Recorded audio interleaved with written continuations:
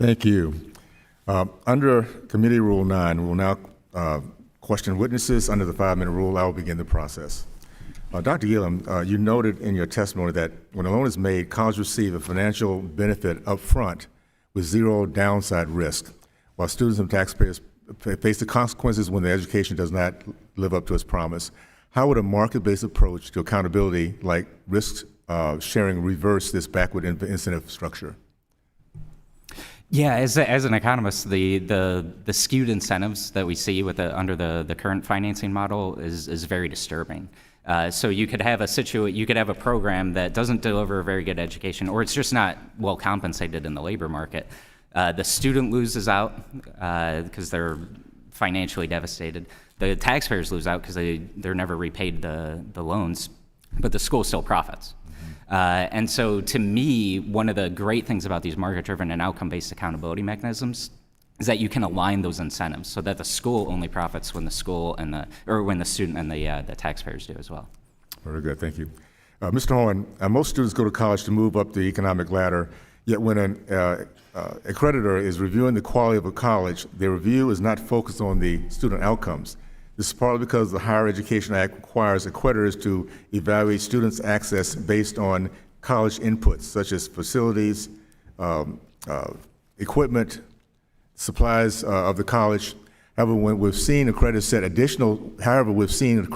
additional standards based on other inputs that they desire programs or institutions to pursue.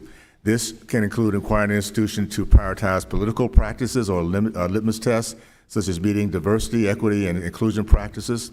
If accreditors set standards focused on student outcomes instead of a variety of inputs, how would the colleges respond?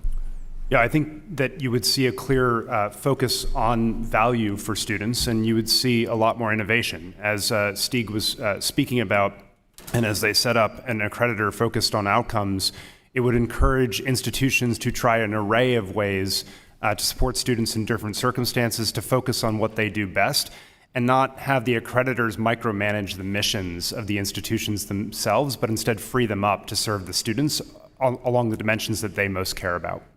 Thank you. By the way, this is why I introduced recently accreditation for college act called ACE Act, which will prohibit accreditors from requiring colleges to accredit to meet any political litmus tests, such as requiring adherence to the DEI standards as a condition of accreditation. Mr. Horn, earlier this year, the Department of Education shocked most everyone in the post-secondary education community when it expanded the definition of a third-party service. As you know, colleges and universities of every type partner with technology and industry experts to develop coursework, outline educational platforms, or provide retention and student success activities. These partners are by no means financial aid services. Because of this vast criticism, the department pulled back its guidance. Why are the department actions regulating third-party services just one example of misalignment focus on institutional inputs rather than outcomes? Yeah, it's a classic case of being overly broad and one might say creative in changing the English language to expand the definition of the entities that the statute was meant to regulate. And the effect, I think, is pretty clear. It's going to crowd out innovative startups that might support colleges in better serving students. It favors status quo incumbents. It creates more compliance costs that will actually raise, not lower, the price of higher education.